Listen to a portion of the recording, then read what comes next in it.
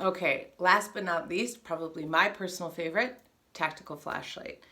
When I first started carrying flashlights, I would get so many questions. Flashlight? What is a flashlight going to do for me? Oh, great question. Let me tell you all the reasons why. So, this is the flashlight I carry. It's a J5 V1 Pro.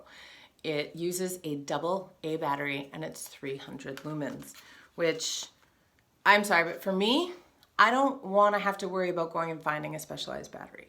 If it runs out and I need to buy a special battery, have to make a special trip with all the other million things I have going on, it's just not going to get replaced. I need something that I have around the house. And having children, I have lots of AA batteries laying around.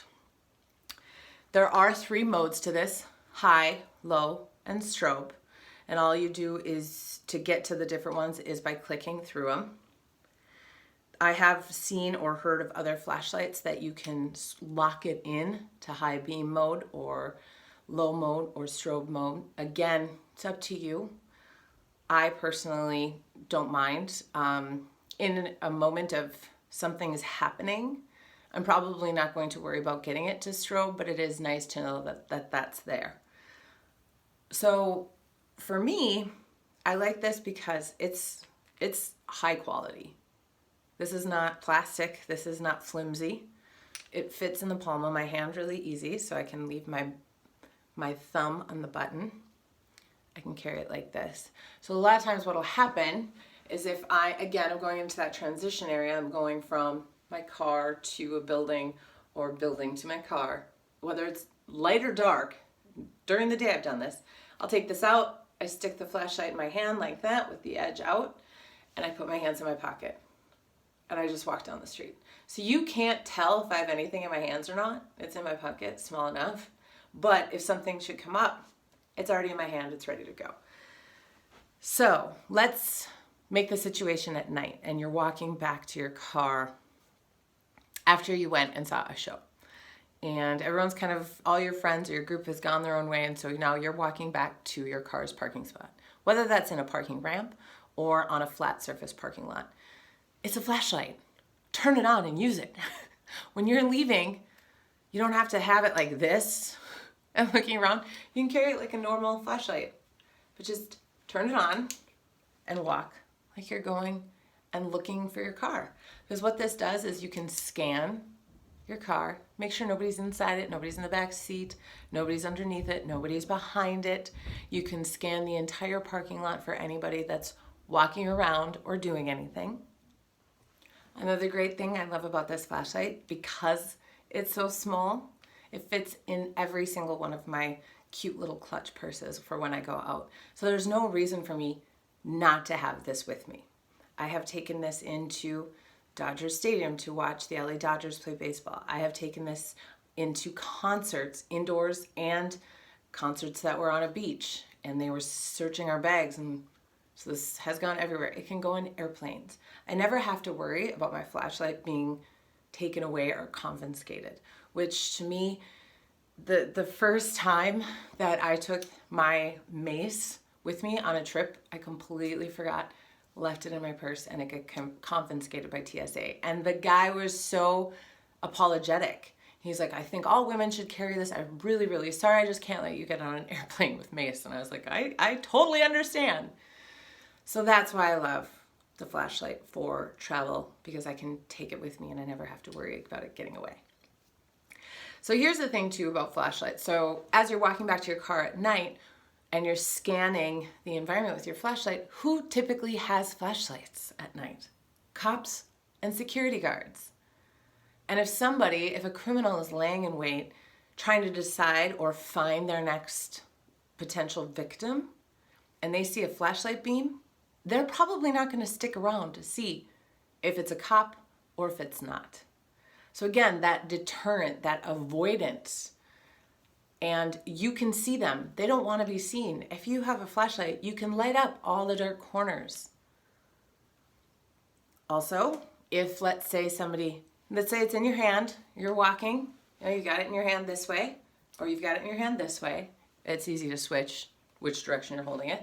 But also, if someone does approach you and and starts getting closer and you're seeing it, if you shine it in their eyes, and of course on video it's really hard to do, but if you shine this in their eyes at night, it's going to temporarily blind them, which gives you enough time to get away. Gives you a few extra seconds head start.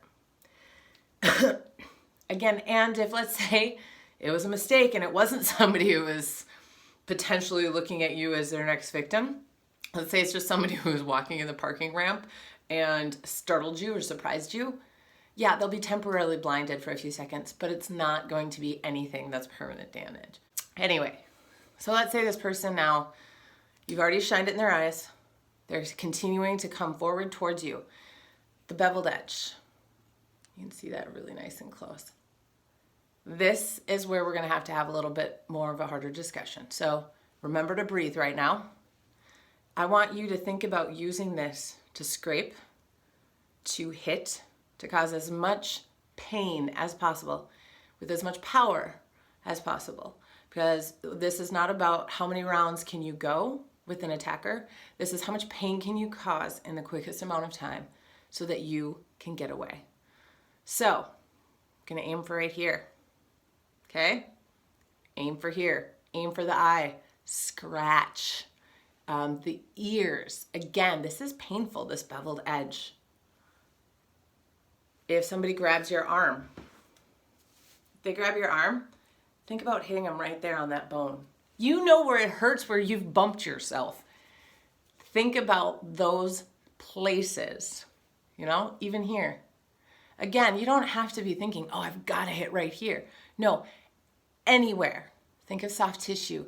How much damage can you do? So again, that pain and that surprise, and it's a weapon, it's a tool that you can use that also goes in the bottom of your purse. Again, everyone should have a flashlight. This can go anywhere. This makes a great stocking stuffer. And this guy is $19.99. So this is not some $60, $80, $100 flashlight. This is something that you can give your kids, that you can give as grad presents. I had a lot of graduation gifts. This got us a lot of graduation gifts last spring. So keep that in mind. And that about covers it. Those are all of the products that I carry on the diamondarrowgroup.com's website. You can go on there now. You can order any of these products and I will get them shipped out to you as soon as possible. Hey, thanks for watching. I know that was a lot of information. I talked a lot. Again, what works for me might not necessarily work for you in your environment. So I think the key things that you need to ask yourself is, what do you feel comfortable with? What's going to make you feel confident in your ability to protect yourself? Because if you're walking with confidence because you're simply carrying a flashlight, that is going to make all the difference in the world to attackers looking at you to see if you could be their next attacker. If you've got your head up, if you're aware of your surroundings, your face is not in your phone, you don't have earbuds in, you're looking around, maybe you're making eye contact, or even just looking at their forehead if you don't like to make eye contact. Those are all things that are going to be a deterrent for an attacker. Remember, if you're in a more public environment, so there might be people who could help you, and in that case, something like the alarms would be a good fit. Or if you're going to be more on your own, maybe you like to run outside in the park. Like I know I do. I much prefer to run outside. I much prefer to run through the woods. And so if I'm by myself, then I do need something that's going to stop an attacker more than just raise an alarm. So that's when I need to bring something like this along, my mace. Again, whatever you carry, make sure you try it. Make sure you test it. I know they say once you've sprayed a mace that you're supposed to get a new one. Well, if you're just going to test it, I know you're just probably going to press the button for a second. You're not going to be spraying it for 20 seconds. Try it. Test it. Understand what capabilities your tools have. And as always, if you have any questions, feel free to reach out to me. You can email me at Kelly, Kelly, at thediamondarrowgroup.com. And if I don't have the answer, I will find the answer for you. Again, whether you like any of the products I carry, or let's say you have a different brand of product, great. As long as you have something, as long as you've tried using it and as long as you have it ready to go in those transitional areas from buildings to cars. Because again, if it's at the bottom of your purse, it's not going to do you any good. So have a plan, whether that's having your flashlight in your pocket, whether that's having your Mace product already on your hand, whether that's having the clip on your pants, whatever it is, whatever you feel comfortable with, use it. Thanks so much for watching.